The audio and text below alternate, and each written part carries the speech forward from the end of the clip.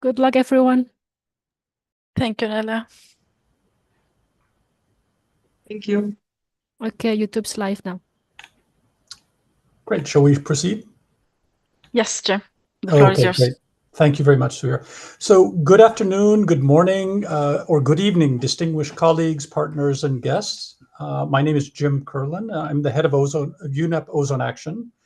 And for those of you who don't know us, we are one of the implementing agencies of the Montreal Protocol's Multilateral Fund.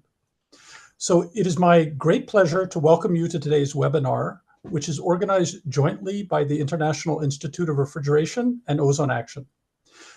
This collaboration reflects our shared commitment to advance sustainable refrigeration solutions and to support developing countries, which are known as Article 5 parties, under the Montreal Protocol and its Kigali Amendment. So our aim is to ensure that the national ozone units and their stakeholders are well informed about the new developments across the cold chain sector and that they are empowered to make decisions that align with their national environmental and economic priorities.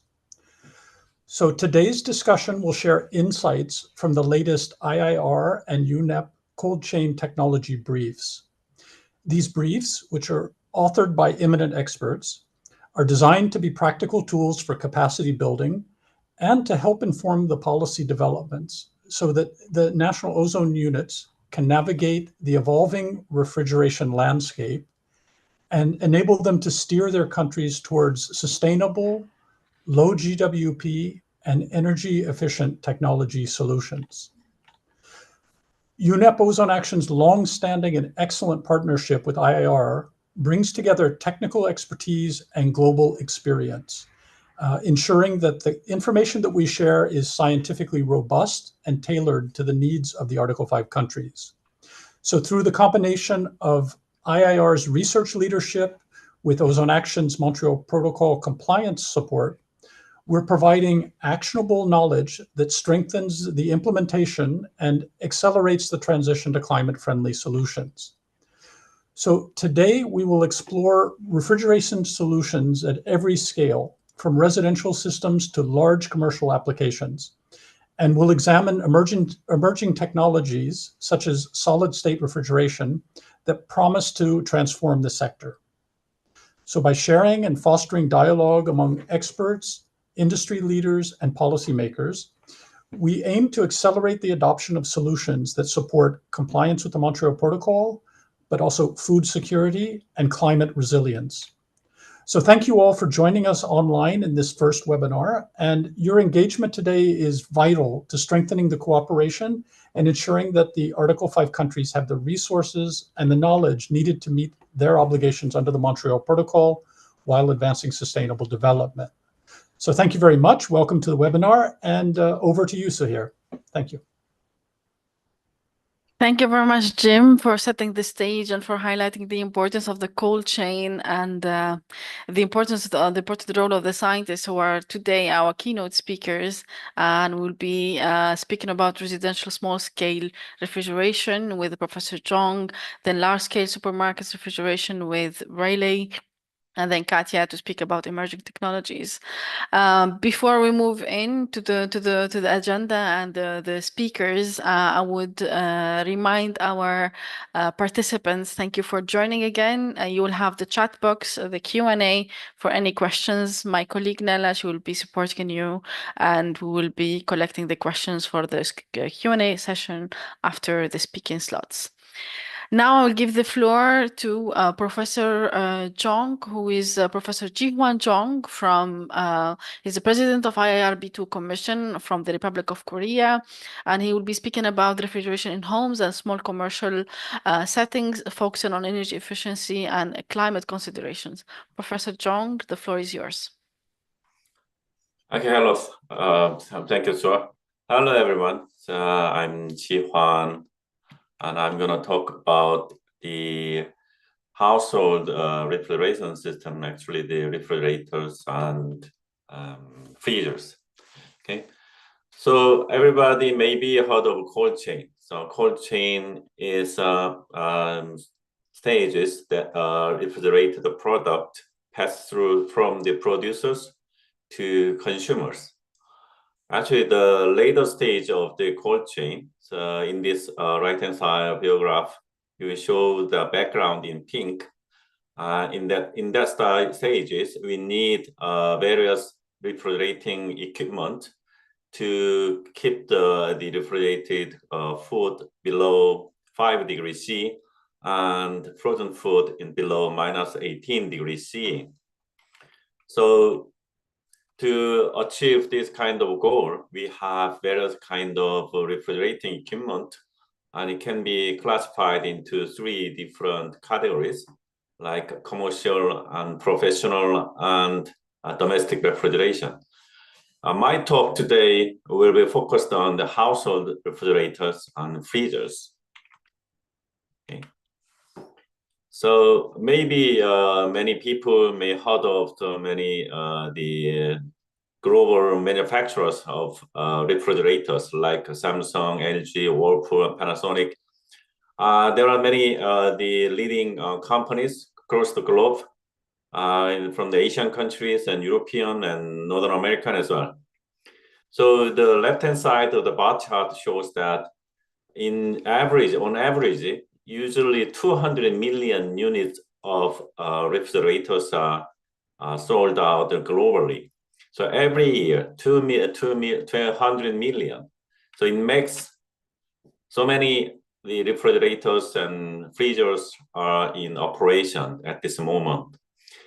So depending on the data source published by the IRR in 2024, so number of refrigerators and freezers in operation was 2.2 billion globally. So which is huge number actually compared to the other systems like commercial refrigeration systems and refrigerator transport system as well. So 2.2 billion refrigerators keep running 24 hours on the whole year. So that's why even individual refrigerators consume around 30 watt or 40 watt. But globally, there are too many. So that's why it consumes huge amount of electricity and energy. So left-hand side pie chart shows that it shows the residential energy use in United States. So it shows that refrigerations consume the 5.7% of total energy of the residential, and freezers 1.3. So in totally 7% of residential energy is used by the refrigerators in US. But this kind of number is dependent on the social and natural background. For example, the right-hand side table shows that average household electricity consumption in Korea. So you can see that in refrigerators is ranked 5th. So it accounts for the 9.8%, almost 10% of electric power is consumed.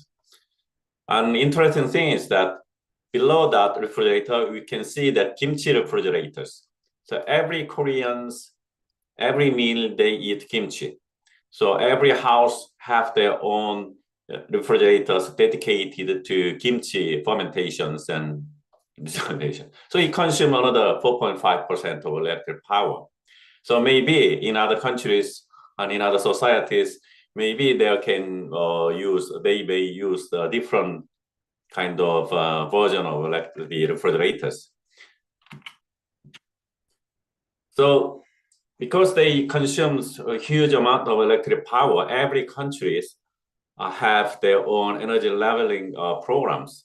These energy leveling programs contribute to significantly reduce the energy consumed by the domestic refrigerators. So right-hand side, you see that there are various versions of leveling systems. The IEA report shows that this kind of leveling systems made the freezers consuming electric power decreased by an average 2.3% per year. This is very the important numbers. Actually, the leveling systems programs really contribute to reduce the energy consumptions. So because of the energy labeling systems, the manufacturers, I already mentioned the 11 top players, and every company's manufacturers are trying to develop new technologies, a new design of their refrigerators to improve their energy efficiency. In terms of energy efficiency, if I break down the system that can contribute to energy consumption, the first one is the refrigeration cycle itself. So new design of new cycle types, new economizer systems they're developed. And compressor design, condenser and evaporators, both are heat exchangers, and they are trying to develop new design of heat exchangers to reduce the energy consumption due to these heat exchangers. And also insulation is very important. Insulation block the heat load coming in, infiltrating from the room. So all insulation is very important, and also operation maintenance. I'm going to show you just a couple of examples of what kind of research activities are being on the way. The first one is that cycle. The refrigeration cycle itself. It shows there are 4 different design configurations of systems. The left-hand side one is the conventional one. Usually, refrigerators consist of 1 compressor, 1 condenser, and 1 evaporator. However, usually the refrigerators have 2 different compartment. Basically, one is for refrigerating compartment, the other one is a freezing compartment. So it gives a different level of temperature environment. So when the single evaporator is used, they need some kind of ducting system to distribute the cold air to the higher temperature compartment. I mean the refrigerating compartment. So because of the temperature, the level is different. The efficiency of the refrigerating system can be changed. So the right-hand side, the most right-hand side system configuration gives the independent 2 refrigerating systems are installed in our refrigerators. It's usually called the dual loop systems. So each individual cycles are supplying the refrigerating effect on the refrigerating compartment. The other one is the freezing compartment. So by doing this, so the recent research shows that the implementation of this kind of configuration gives a 12% reduction of total energy consumption.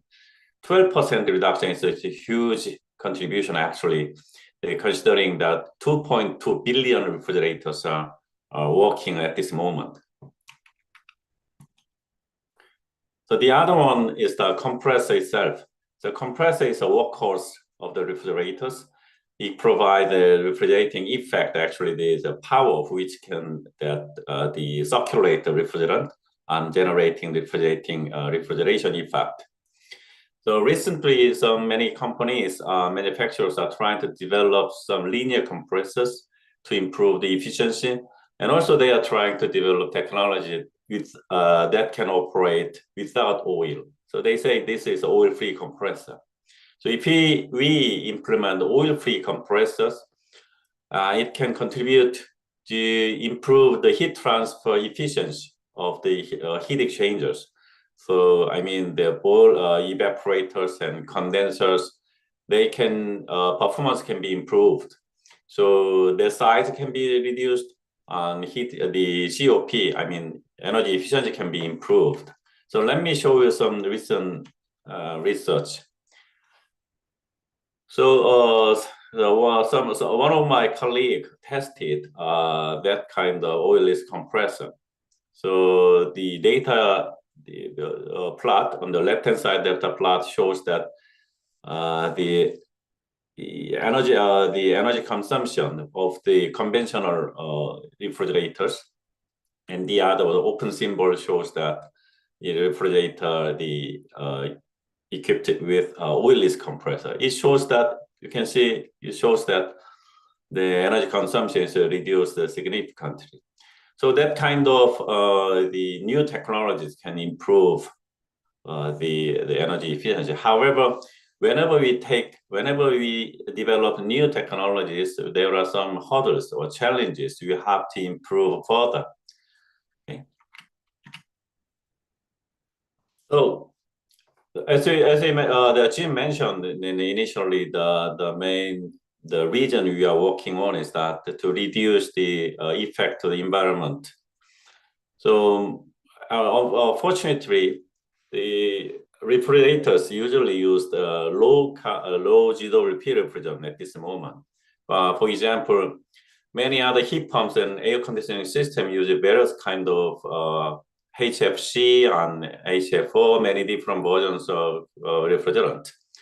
But in refrigerators, domestic refrigerator usually operate on R600A. This commercial, the material name is isobutane. So isobutane is a natural material. So 75% of refrigerators are working on the isobutane, and the other 25% is working on R134A. So usually that refrigerant is used in the Northern American companies because of the kind of regulations. Anyway, recently the United States government and the research bodies announced allowed to use that isobutane. So I guess in the future the portion of isobutane will be more and more increased in globally. So it means R134A has global warming potential of 1530. It's very high.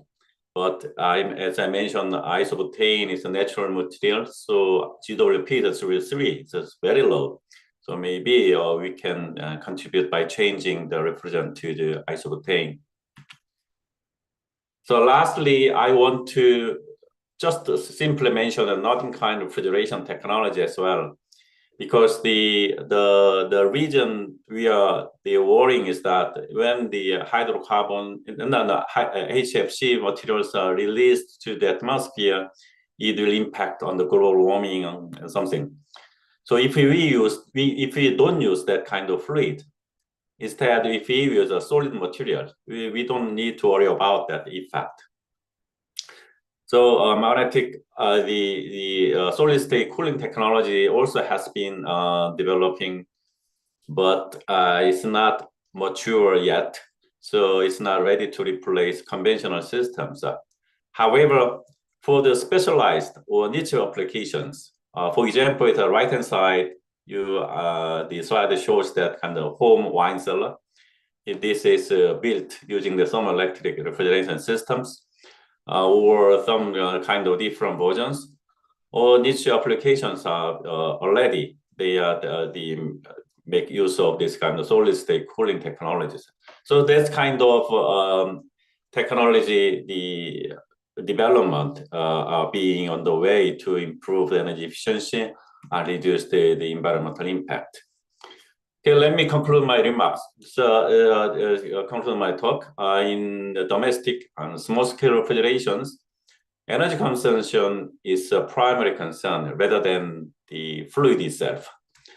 So the R&D activities are in progress already globally.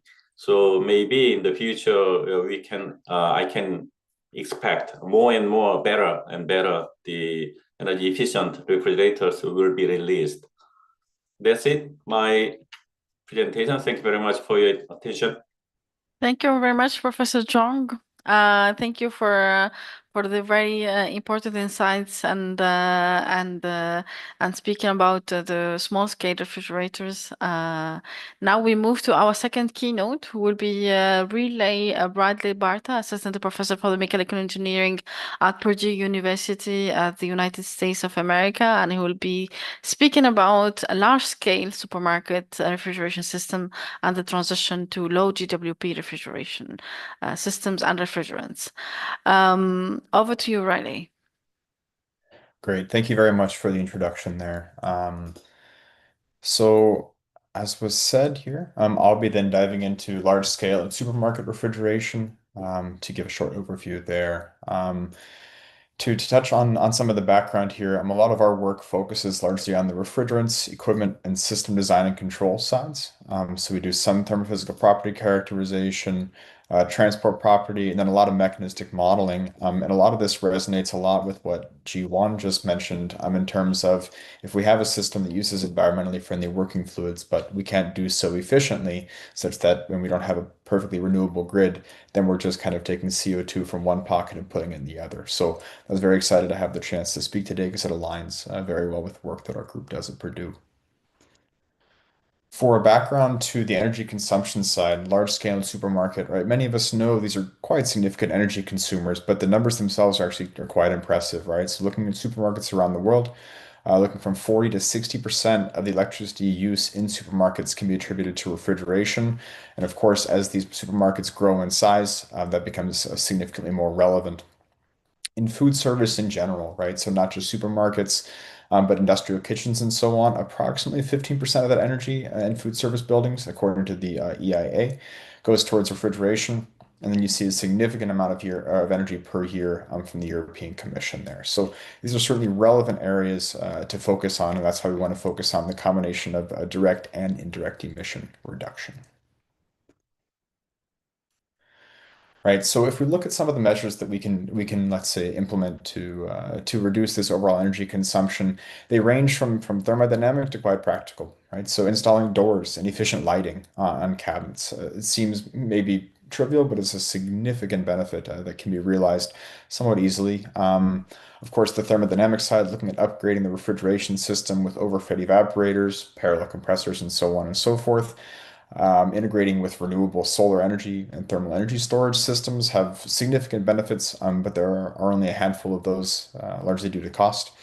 And then looking at integrating these systems with heat recovery. So depending on the infrastructure surrounding the system itself, this can be done quite effectively. So on the right-hand side, you see an example of a transcritical CO2 system, which often, if they're, let's say, just a four-component cycle, can struggle to meet these coefficient of performance of hydrofluorocarbon or hydrocarbon systems.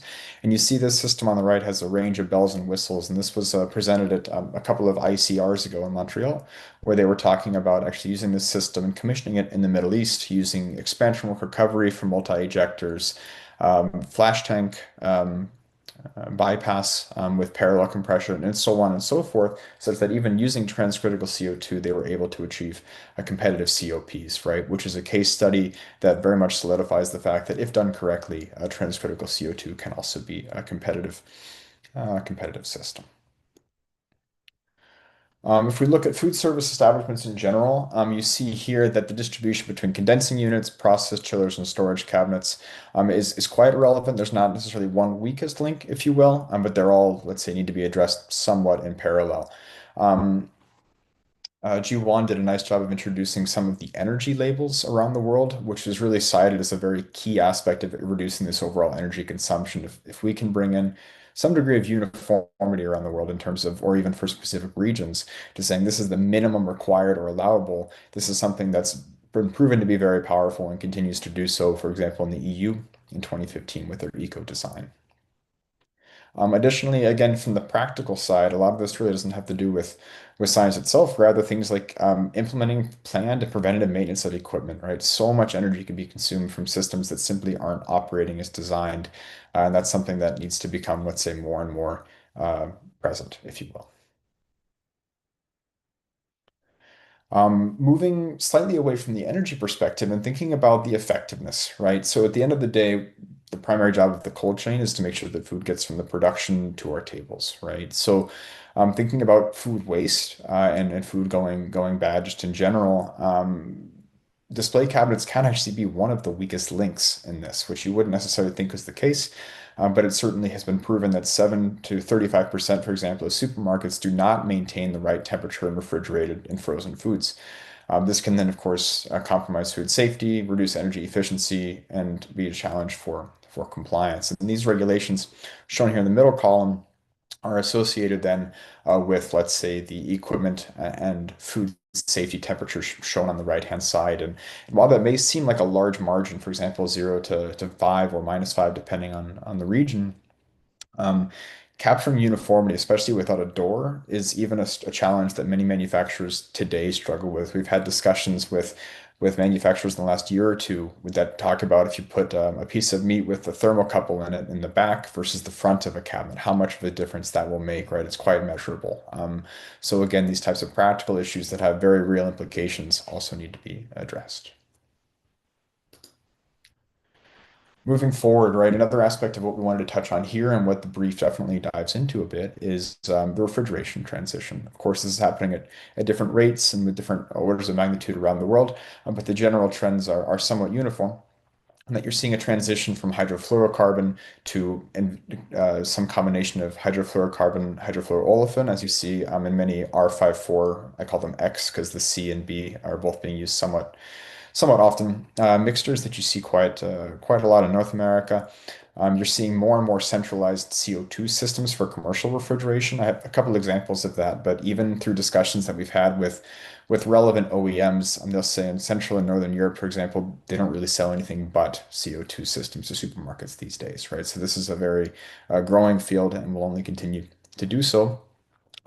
Slightly less common, but certainly still relevant, are the hydrocarbon secondary loops, which is to say you're having a large central hydrocarbon refrigeration system, and then you have a secondary loop to reduce charge and make sure you don't have A3 working fluids near your customers, right? That's something you're seeing a lot of with both propane as well as 1270, less at the latter, but nonetheless relevant for volumetric heat capacity reasons.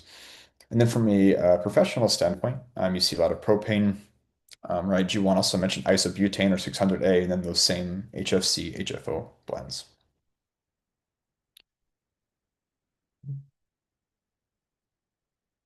Right, so if we dive a little bit deeper, specifically into hydrocarbons, right, we mentioned that there are some centralized systems with hydrocarbons, but we're actually seeing a significant number of 290 systems that are standalone display cabinets, both with and without doors. Those numbers themselves are growing tremendously around the world. From the latest ATMO report, you're seeing on the order of or several million in Europe. And even in North America, which is generally a bit slower to pick up on broadened hydrocarbon trends for a variety of reasons, you're also seeing a non-trivial number of these systems pop up. There has been a lot of progress there in terms of charge limitation increases to systems, for example, I think 350 grams with doors 500 without, and that allows you to get a quite meaningful cooling capacity out of a well-designed system, and that allows quite a broad acceptance of this. And depending on systems, right, if they're centralized, less so, as I mentioned earlier, but you're seeing a very broad acceptance and interest in these standalone hydrocarbon systems. And with that being said, right, we mentioned the CO2 challenges at high ambient temperatures that can be, let's say, addressed with the efficiency increasing measures. Hydrocarbons generally don't have that issue, right? They have their own challenges largely associated with practical or slash flammability issues, but thermodynamically they're quite powerful, right? So that really hasn't been the problem with hydrocarbon. Rather, it's been a challenge to get them into buildings safely, or rather to have the safety standards to allowing them to do so. And then, of course, creating enough or producing enough equipment, which in the last few years has really also been addressed by the market to make sure that we have adequate compressors to build such systems. A couple of large examples here. On the left-hand side, you see a 4 megawatt cold storage facility with pure CO2 systems, right? 5 racks, 65 compressors, right? So quite a beautiful example. This photo was then from a few years back from an article there. And on the right-hand side, you see a distributed propane system. So one of those centralized systems that I mentioned don't happen all that often, but certainly exist. And what you have here is basically you have the separated R290 system here in the top half or top upper right-hand side, a brine to chiller heat exchanger, which is to say that the secondary fluid is in a brine in this case, that then is transferred to the display case lineup such that that's where the heat is then absorbed into the brine and then rejected into the system, such that A, you can keep your refrigeration system charge quite low, and B, you keep the customers separated from A3 systems. A key point here is the latter system, right? You see the citation there. It's from 2003, right? And the key there is that this technology has existed for quite some time. It's been investigated by researchers all over the world, but now it's just starting to gain more and more traction. So this is a standard example, but I wanted to also make sure I highlighted that this has also been looked at before. Now we're just seeing broader acceptance, largely due to hydrofluorocarbon phase outs. Another Another example here of a cascade system, right? I'm sure many of you are familiar with the term, but the idea of having basically two refrigeration systems on top of each other, or two cycles, rather, doesn't have to be refrigeration. Here you have, for example, on the low side, the CO2, which is traditionally not as great at high temperatures, so that you keep that low condensing temperature there, and you're able to then use the advantageous volumetric heat capacity. And then you combine that with a high temperature ammonia stage, which despite challenges with the discharge of compressors, ammonia generally does better at higher temperatures than CO2. And you're able to then cascade them together. One other point here is this is also a schematic from 2003, right? So we're seeing this latest growth in CO2 and propane and ammonia. But a lot of this technology or concepts at least have been shown to work in the past. And actually for large scale refrigeration, ammonia is quite mature, right? For smaller systems, it's not as often used. So it can be tough to find compressors below, let's say, 100 kilowatts of cooling capacity. But in terms of concerns about leakage, about oil solubility and separation and things like that, the beautiful part of ammonia is we can leverage a lot of existing knowledge from the cold storage area if we want to get to broader acceptance here. So that can be a quite powerful tool that we're hoping to see safely further implementation of in the future. I mentioned as well, right, some of the transcritical CO2 systems can have a bit of a challenge having competitive coefficients of performance with hydrofluorocarbons at middle to high ambient temperatures. And a lot of that is due to the combination of a low critical temperature and a high critical pressure, right? But with that being said, some work that was done at the TU Dresden did a beautiful job of highlighting a range of performance enhancing measures such as parallel compression, ejectors, which is a form of expansion work recovery, which again kind of utilizes that same disadvantage, if you will, of the large delta P between the high and low side of the system to reduce the amount of work a compressor needs to put in. External subcooling here, you can use a different working fluid. For example, we've seen that done also with small water-based air conditioner systems. And that'll then give you a larger enthalpy of evaporation or a larger cooling capacity for a given compressor power input. And then maybe one of the highest thermodynamic levels is the expansion work recovery device, where you're able to then capture a significant amount of those losses associated with the expansion process to have meaningful COP benefits on the order of up to 20% was reported in some of this work. So then when we think about those different systems, right, that was only one example here. Here's kind of a high level perspective showing what all these bells and whistles can actually do for a system's efficiency. You can see then the COP improvement from a range of different systems, ranging from the order of 5 to 7%, all the way up to mid-30s, depending on the operating conditions and systems, such that the annual energy savings may be slightly more meaningful. But again, this is a nice overview of some of the literature, more or less validating some of these concepts for CO2 systems. One of the last things I want to leave you all with is legislation around the world can get a bit I would say overwhelming in terms of what happened when. So what I did is I kind of highlighted from 2010 from a refrigerant standpoint.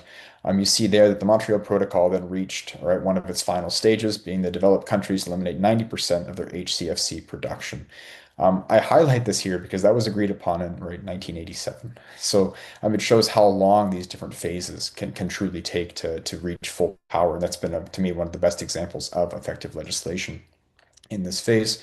Then, of course, you have Kigali, the EU F-gas, the second of now three F-gas regulations, right? The EPA SNAP allowing for hydrocarbons, which Jiwon also mentioned, Jiwon mentioned about the isobutane refrigerators, for example. The EPA AIM Act, which then began to approach the F-gas regulation at that time, still behind a little bit, but not too far. Then the MAC directive for the EU, right? This was largely responsible for 134A and YF and all of that discussion that's going on right now. And then, of course, the F-gas regulation update has been something that's been, I believe, the third iteration there that's come into power now and is even more stringent than the first two. Then, of course, the 2023 discussion by the ECHA. PFAS is not within the scope here, but the fact that that was then proposed in 2023, recently updated in August of this year, and goes up for comment in 2026. That's something to also keep our eye on. But I would suffice it to say that between 2020 and 2027, I would encourage you to just dive in to understand this various applications, because for different classifications, different applications, and so on and so forth, there are a range of limitations ranging from 150 to 750. So with that being said, again, some of the key points to leave you with, of course, if increasing system efficiency is unavoidable and needs to remain the top priority. With that being said, the direct refrigerant leaks and direct emissions resulting from that should also be addressed through lower GWP working fluids, keeping an eye on what happens with hydrofluoroolefin implications environmentally. And then also, of course, looking at the timescales for different regions around the world, which tend to head in the same direction, albeit with different velocities. And also making sure that discussions between experts, policymakers, and industry around the world are all able to maintain on the same level to make sure we're all pulling on the same string. So with that being said, I'd like to thank you very much for your time, and I look forward to the Q&A session following Katja's presentation. Thank you very much, Relay, and thank you for highlighting the challenges and for supermarkets and large refrigeration systems, and for speaking about the hydrocarbons and the safety discussion. And that will be a topic of one of our webinars that will be coming in 2026. So to all the attendees here, keep an eye on our communication channels. We'll be having a webinar just to speak about the hydrocarbons. Finally, I will turn to Katja Klinar, Assistant Professor and Chair of Thermal and Environmental Engineering at Ljubljana University, Slovenia. And she'll be talking about solid-state refrigeration technologies and their scalability, which was slightly mentioned by Professor Juan in the beginning, but now we'll be getting a bit deep dive for the next 5 minutes to 7 minutes. Katja, please keep a pace of speaking that is reasonable for the live interpretation, because we have a team of live interpretation to French. So yeah, over to you. Thank you. Hello, everybody. My name is Katja Klinar, and today I'll briefly introduce the emerging technologies in refrigeration, why we need them, what they are, and where they can realistically replace or complement vapor compression cooling. So let me begin with the first question. Why do we need alternatives? The three graphs here show key performance characteristics of currently available cooling technologies, their COP, and the total power density based on the mass of the device or mass of the refrigerant. Vapor compression technology dominates the market, and most of these data points in these plots correspond to it. However, despite of its long-standing success, we are facing several pressures, so to say. The first one is the environmental concern. Sorry, I forgot to delete the animation. So the first one is environmental concerns. As already mentioned earlier today, even low GWP refrigerants still pose challenges in terms of leakage, recovery, and life cycle impacts, and regulatory requirements continue to tighten. Then the second pressure is the efficiency. So vapor compression systems are approaching both the thermodynamic and material limits, meaning that further performance improvements are going to be costly and incremental. And it's also important to highlight that at small cooling capacities, the efficiency is notably smaller.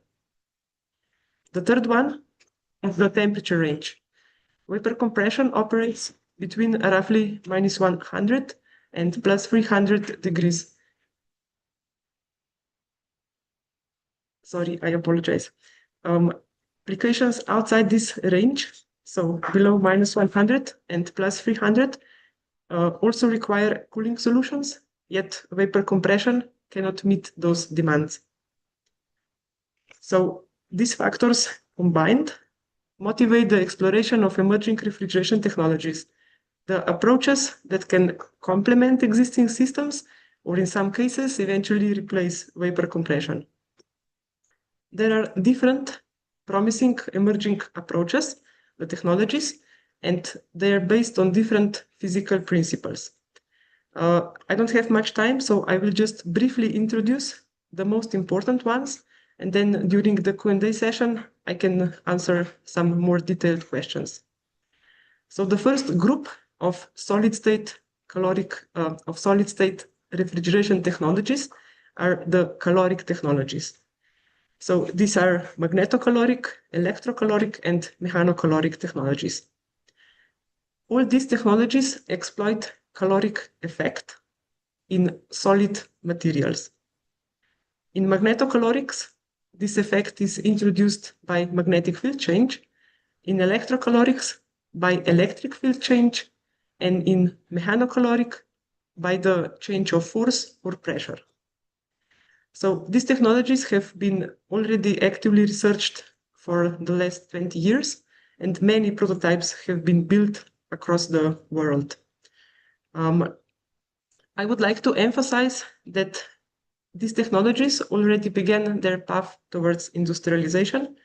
So here you can see some of the companies, which are mostly startups, that have already launched initial devices or produce the material. Another more novel technology, the thermoelectrics, which is based on the Peltier effect, is already well known, and a lot of companies are selling either the modules or already the devices.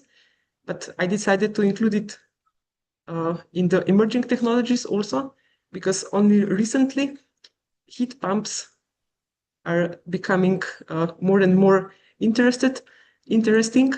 And like in the previous presentation, you already saw one example of wine cooler, which is based on thermoelectrics.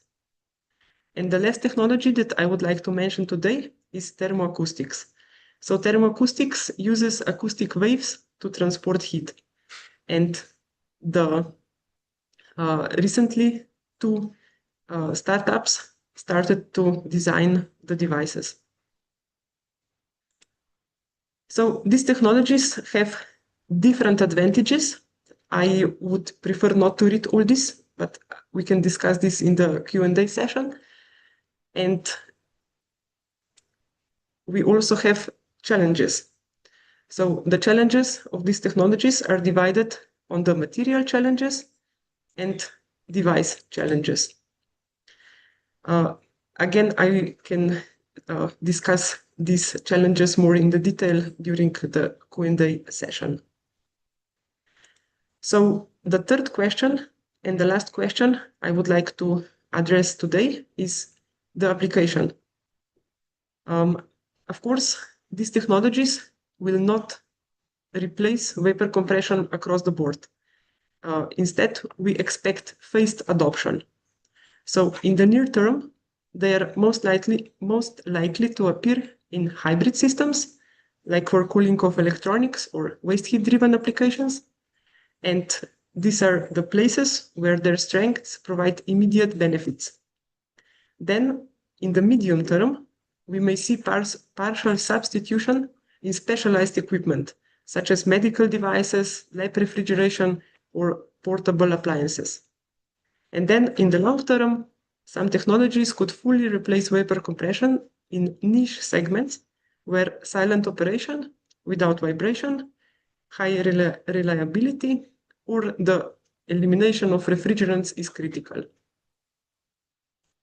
And with this, I would like to finish my presentation. Thank you for your attention.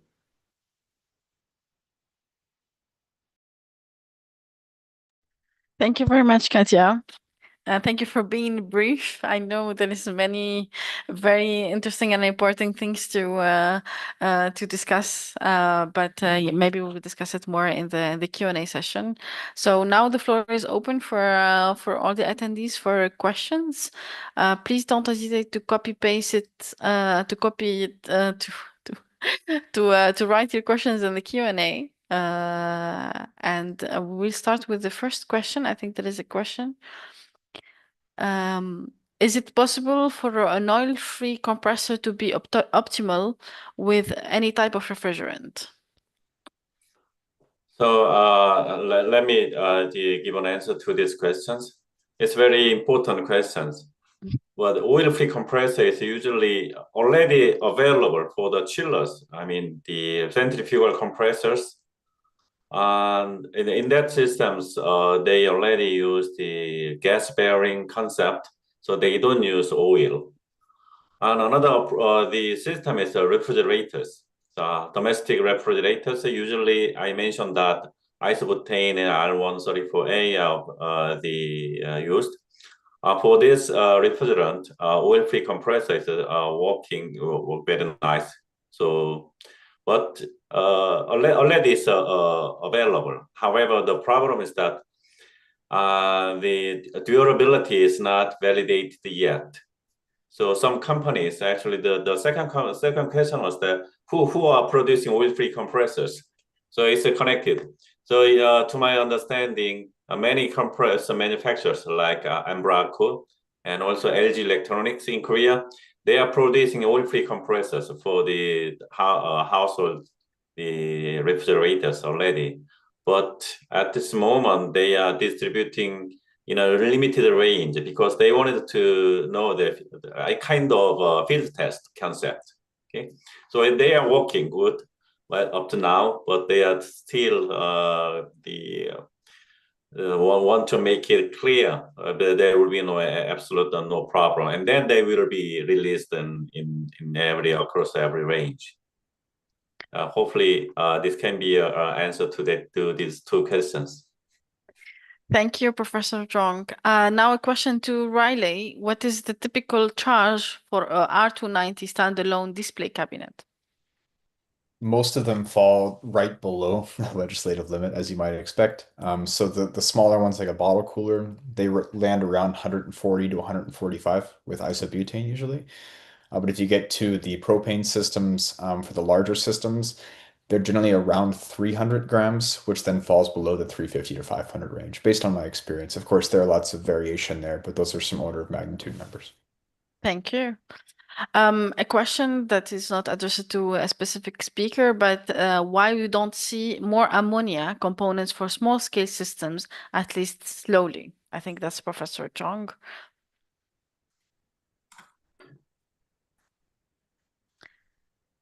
Actually, I didn't see the ammonia systems for the domestic application. Maybe it's simply because ammonia has a good thermodynamic property as a refrigerant. However, it's a kind of safety issues. I mean, so it's kind of toxicity of ammonia. So in Korea, some the big cities doesn't allow use the ammonia as a fluid in for public places. So if this kind of ammonia is used for the household refrigerators, maybe some manufacturers are worrying about the toxicity. So that's why maybe there is no the refrigerators working on the ammonia. Thank you very much, Professor. Now the question for Katya. And now you have time more to deep dive in the emerging technology topic. And the question is, how much time can we expect for these emerging technologies to be competitive? This is a good question. So when I started working in this domain 10 years ago, everybody said that between 5 and 10 years, these technologies will be on the market. So now, 10 years later, we still say 5 to 10 years because there's a lot of challenges that need to be solved. There's a lot of progress. Like I showed the startups companies that already produce the demonstrators or the devices that you can actually buy and use. But yeah, so far they are not. It's difficult to say when exactly we will have in the market vapor compression refrigerators, and then next to them other technologies. It's yeah, let's say 5 to 10 years, but we are working on it. Yeah, definitely. We are working hard on it. Great. A following question to the first one. In solid state cooling, 3 technologies, magneto, electro, and mechano suitable for high ambient operating conditions? Yeah, so all these 3 technologies are also based on the phase change, but it's solid phase change. So what we need is the solid material, which has this solid phase change in the temperature range the device needs to operate.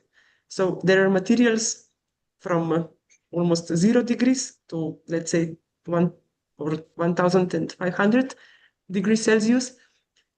So with choosing the appropriate material or a combination of this material, we can make the device operate at the certain temperature range. Okay. Another question. I think it's a very interesting topic for our audience. For you again, Katya, for very low and very high temperatures, we could also use gas cycles, which have been used for a long time. Could you comment on this? Yeah, the gas cycles are established technology, so I didn't include them in the emerging part. But yeah, they are good technologies and already used in, like Professor Palm said, at lower and at higher temperatures. Super. What is the typical COP of alternative cooling systems you were talking about?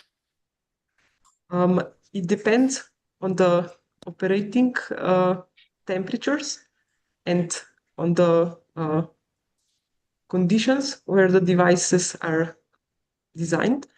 So for the prototypes, usually the COPs are, let's say, up to 3. But for these devices that are, let's say, products of these companies, that are actually the devices that operate in realistic, let's say, environment or conditions, it's, let's say, between 1 and 2. Thank you very much. It's lower than vapor compression so far, but we are improving. Super. A question, is there any chance to see water as a refrigerant? Is this still a question for me? No, it's for all the panelists. Okay, in emerging technologies, yes, we use water. So even in conventional systems, the water is already being used in a lithium bromide, the absorption systems.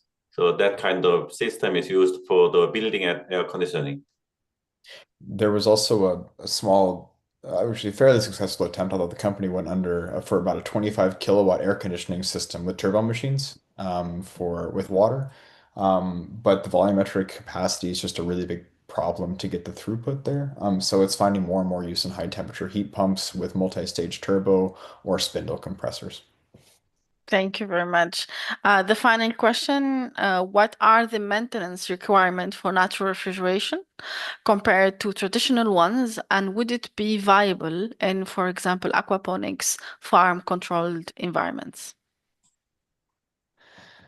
So, yes, I'm not sure exactly about the end application there. I'd imagine that had very unique challenges. But honestly, I don't know of too many differences in terms of the actual maintenance requirements. I would say for CO2, if you do need to go to stainless steel, sometimes the application there can be tough to find installers that are qualified.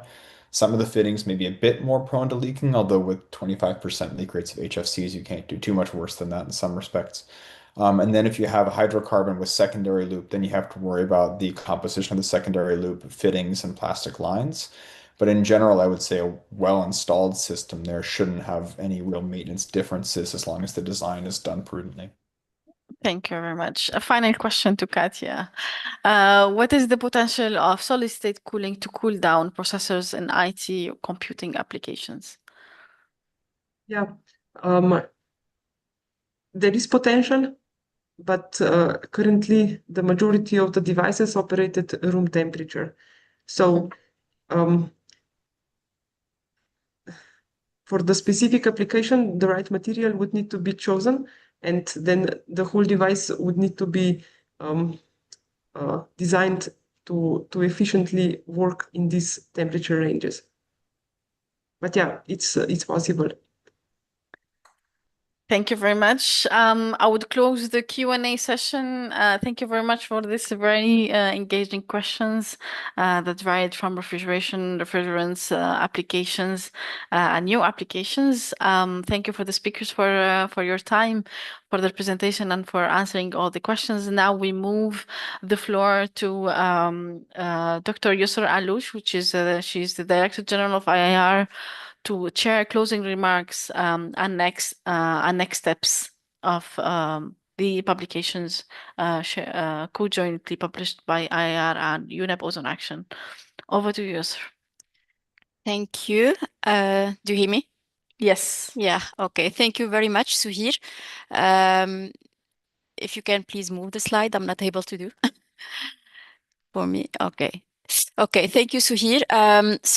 Just to wrap up, I think it doesn't need any introduction here. Cold chains, we know it's essential for keeping our food temperature-sensitive products safe from the production all the way to the consumer. And we have been speaking today about the domestic refrigeration, the commercial alternative technologies. The message here is that we need to know that it's not the importance is not only about lowering the temperature, but also the challenge is about to maintain it and to reduce the fluctuations, which comes with some challenges in maintaining consistent temperature, reducing energy use, balancing reliability and sustainability. So these are like constant concerns. And also beyond the energy performance, we need to note that food safety is also of concern. As studies, they show that about 1/3 of products, they exceed recommended temperatures. So simple solutions like closed doors cabinets, as Riley has mentioned earlier, instead of the open designs, they can make a real difference in keeping the temperature stable. Next, please. Thank you. Challenges, they are here, but when we say challenges, we say also opportunities, and energy efficiency is one of the key solutions. So Professor Huang here was speaking about opportunities for energy efficiency, new design of heat exchangers, working on insulations, but also new system configuration like the dual loop systems for domestic refrigeration, which gives 12% of the reduction of energy consumption, knowing that we have 2.2 billion refrigerators in the world. He was also speaking about oil-free compressors to improve the heat transfer efficiency. Riley also was referring to the various configurations for supermarkets, energy saving through actually very basic operations as installing doors, but also that can reduce actually, according to IR numbers, up to 70% of the energy consumption. Applying overfed evaporators to increase the evaporator temperature and also to increase the suction pressure of the compressor. Applying parallel compressors to support the load on the main compressor and the potential for CO2 systems for heat recovery as well. So technology is there. It's being demonstrated in terms of refrigerants also. So we have seen the potential of natural refrigerants and low GWP refrigerants as well, so in all the applications. And then another message that I would like here also to convey from an IR perspective is that it's not only about technology, it's also coordinating efforts at a national level, including energy efficiency efforts with the refrigerants efforts, but also extending beyond these applications to include food actors, health services, logistics is essential as the refrigeration sector is transversal and touching many different areas. And then an IIR perspective as well is to adopt an integrated approach, including all refrigeration cold chain actors to accelerate the transition to sustainable refrigeration. Next, please. So for that, I would like to also to thank you first for attending this webinar on this first communication of the cold chain, and I would like to invite you to the next webinar on marine refrigeration, keeping the catch cool from sea to shore, which will take place on the 25th of November at 2 p.m. So you can scan this QR code to subscribe. And then another webinar about refrigerated transport in hot climates, challenges and innovation. You are very welcome also to subscribe here, scanning this QR code, which will take place on the 9th of December at 2 p.m. Thank you very much.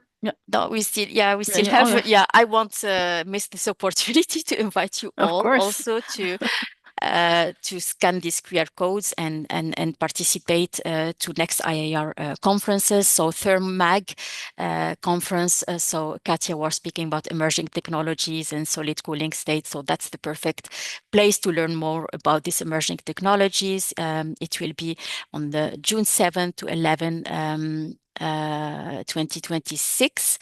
And then we have Gustav Laurensen conference on natural refrigerants in August 2026 in New Zealand.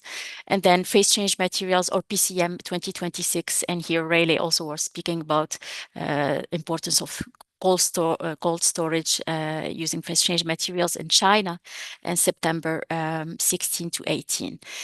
Last but not the least, I would like to invite you all to welcome you to the International Congress of Refrigeration 2027 in Korea. So that's the flagship event of IR, which has already started since 120 years earlier. So you are very welcome to scan this QR code and also join us in this very important IR event in 2027. Thank you very much. Thank you very much, Yossef. Thank you to all the speakers. Thank you, Jim, and to Autos in Action for this excellent partnership on communicating the cold chain technology briefs. Keep an eye on IAR communication channels for the next webinars, LinkedIn, newsletters, and website. See you on the next webinar, and thank you all for your time. Bye-bye. Thank you. Thanks, everyone. Thank Bye-bye. you. Bye. Thank you. Yeah, bye-bye. Bye. Bye. Thank you very much. Thanks to the speakers. Thank you.